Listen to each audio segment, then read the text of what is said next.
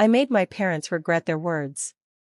All my life I've always been compared to my mates. No matter what I did, there would always be a comparison to those I know and those who had no clue of my existence. My parents had a problem, comparing me to my mates. Not that they were doing better than theirs anyways. I would always get mad when they came around me just to compare whatever I had done to what some rando around my age did. If I voiced out my exhaustion, they would state their usual "your mates are out there on the farm working for their parents.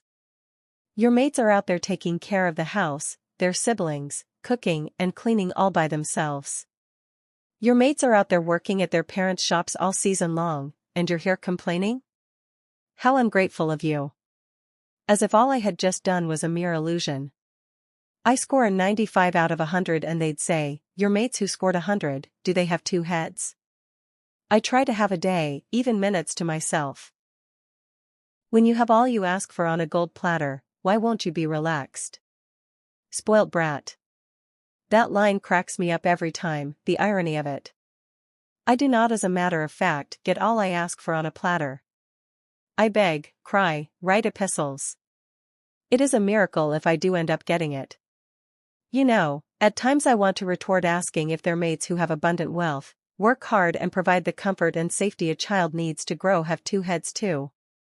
I want to ask where they were when their mates were working hard to secure their child's future. From my research, it is mostly the mid or poor parents who compare, the toxic wealthy ones too. Pouring out their frustration and insecurities on the kids. This day I had had enough. I decided to act exactly like the golden kid they always compared me with. Why couldn't they be content with what they had? Everyone has their flaws and their strengths. Why don't they try to work with mine, support me, instead of forcing their failures on me? They have no clue what the so-called golden child, who they constantly compare their children to, does when no one's watching. I envy kids whose parents brag about and love them despite their shortcomings. I ask continually why I had to be stuck with gluttonous adults for parents. Renley, my parents' golden. The perfect girl they wished was their daughter instead had the habit of taking substances and hanging around the wrong crowds. I decided not to compromise my own morals for her, but the day she got pregnant, I asked a random guy to get me pregnant too. My own sick form of teaching them contentment. Of course I had him accompany me to the hospital to get tested. I can't risk contracting something. That same week, I ensured he got me pregnant, even laying upside down to foolproof the plan. The news left them in shock, as they berated and called me names. I calmly stared emotionless. They hit me but I couldn't care less, patiently waiting for the comparison. A crowd gathered at the scene. As soon as they mentioned Renley and her so-called perfection, I stated in false tears that I was trying to be like their perfect Renley, doing exactly what she did. So when she got pregnant I did too, so as not to disappoint them. At that spot Renley was called and given a test to pee on.